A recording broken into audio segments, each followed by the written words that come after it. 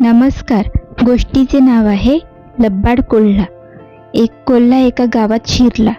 प्रत्येक घरात आणि बागेत त्याने डोकावून पाहिले. एक घरात लक्ष्मीला नैवेद्य म्हणून एका गाडग्यात वडे, घारगीट वगैरे ठेवले होते. वरती केळीचे पान होते. कोल्ह्याने भांड्यात तोंड घालून सारे फस्त केले. पण काय झाले की खाताना भांडे फुटले आणि त्याचा काठ कोल्ह्याच्या गळ्यात राहिला. कंठीसारखा तो दिसू लागला. त्याचा खडखड आवाज होऊ लागला. सारी जनावरे कंठीवाला म्हणून त्याची चेष्टा करू लागली. एकदा कोल्हा रानात भटकत असताना वाघाचे 2 बच्चे मांस खाताना त्याच्या नजरेस पडले. ते मांस कोल्ह्याला हवे होते. तो त्या पेठ्यांच्या जवळ गेला आणि गळ्यातल्या भांड्याचा खडखड आवाज करू लागला. ते बच्चे घाबरलेले पाहून कोल्हा म्हणाला, "काय रे पोरांनो, तुमचे आईबाप कुठे गेलेत? मी येतोय त्याचा सुगावा लागला म्हणून ते पळून गेले वाटतं." ती पोरे म्हणाली, "महाराज, आमचे आईबाप शिकार आणायला गेले आहेत." "ठीक आहे, जाऊ देत. पण त्यांना सांग की मी त्यांना बोलावले आहे. बघा बघा, माझे गळ्यात भांडे आहे. ते भरून पैसे तुमचे बापांनी माझ्याकडून घेतले आहेत. पुष्कळ वर्ष झाली, परत द्यायचे नाव नाही.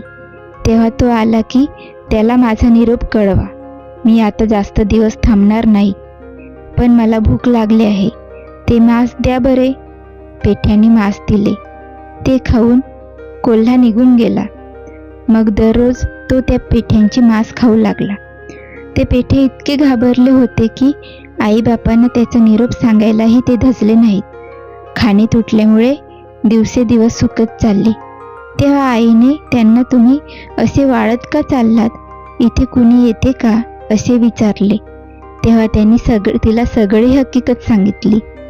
मग ती वाघाला म्हणाली, "तुम्ही पोरांजवळ बसा, मी शिकार घेऊन येते." वाघ पेठ्यांजवळ राहिला, पण लपून बसला.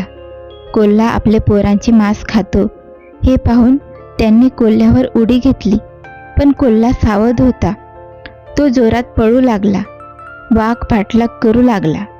कोल्हा झाडाच्या बेचक्यातून उडी मारून पळाला. वाघ मात्र त्याच्या मागे धावताना त्या बेचक्यात अडकला. त्याला मागे जाता येईना की पुढे होता येईना. तो जोरजोरात ओरडू लागला. सारे रान दणाणून गेले. तो आवाज वाघिणीच्या कानी गेला. ती धावत धावत तिथे आली. कोल्हा जरा अंतरावर उभा राहिला आणि म्हणाला, "कळलं ना तुझ्या नवऱ्याला मी कसे अडकवले ते? पैसे घ्यायला हवेत, द्यायला नकोत. तुला सांगतो, तू जर माझे पैसे दिले नाहीत तर तुझी पण वाघासारखीच वाट लावीन मी. तू थोडे थोडे दे माझी ना. नाही, तसा मी दयाळूच आहे. जर पैसे फेडता आले नाहीत तर माझे काम कर, सेवा कर. नाही म्हण तर खरी नाही तुला कुठे थारा उरणार की ना तुझी पोरे वाचणार." तेवढ्यात वाघ आचके देऊन मेला. वाघिणीची गाळण उडाली. कोल्ह्याची सेवा करायचे तिने कबूल केले. रोज ती त्याला मांस आणून द्यायची. कोल्ह्याची चंगळ झाली. तो आता तिच्या घरातच राहू लागला. आता ऋतू पालटला आणि वाघिणीला आपली गुहा बदलावी लागली. नव्या ठिकाणी जाताना कोल्हा त्यांच्याबरोबर होताच. वाटेत नदी लागली. वाघीण पोरांना पाठीवर घेऊन पोहत चालली. कोल्हा पण पोहू लागला, पण त्याला पोहता येईना. तो गटांगळ्या खाऊ लागला. मग वाघिणीने त्यालाही पाठीवर बसवले आणि नदी पार केले. जमिनीवर पाय टेकले. मात्र कोल्हा जोरजोरात ओरडू लागला, "तुला कुणी मला इकडे आणायला सांगितले? बायका म्हणजे बेअक्कलच असतात. नदीदेवाने 2 भांडी भरून पैसे माझ्याकडून उसने घेतले होते. ते आणायला मी जात होतो, तोवर मला तू उचललेस. आता सारे पैसे बुडाले. नुकसान कोण भरून देणार? तू का?" असे तो अद्वा बोलू लागला. त्याच्या गुरगुरण्याने वाघीण फार मावळाली. त्याची दादागिरी सुरू झाली. पण आता वाघाचे बच्चे मोठे होत होते. त्यांना या कोल्ह्याचा फार राग येत होता. आता असे ठरले की एक दिवस कोल्ह्याने शिकार करायची आणि एक दिवस ते वाघांनी. कोल्हा शक्यतोवर टाळाटाळ करायचा. एक दिवस त्याला शिकार चुकवणे शक्य झाले नाही. तेव्हा त्याने वाघिणीला बरोबर घेतले. त्यांना एक हरीण दिसले. कोल्हा वाघिणीला म्हणाला, मी इथे दबा धरून बसतो, तू त्याला हुसकावून इकडे आण. वाघिणीने हरणाला हुसकावले, पण कोल्ह्याला त्याला पकडता आले नाही. कोल्ह्याच्या अंगावर दंदिशी पाय ठेवून उडी मारून हरीण पळून गेले. कोल्ह्याची पाठीची सालटे निघाले.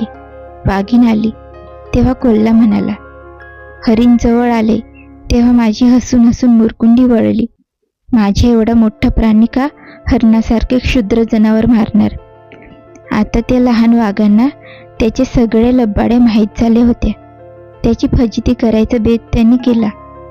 एकदा रात्रीच्या वेळी सारे कोल्हे रानात कुई घालत होते. कोल्ह्यालाही कुई कुई करून ओरडायची लहर आली. आतापर्यंत आपण कोल्हा आहोत हे गळ्यातल्या कंठीवरून त्याने कुणाला कळू दिले नाही, पण आता त्याला राहावे ना.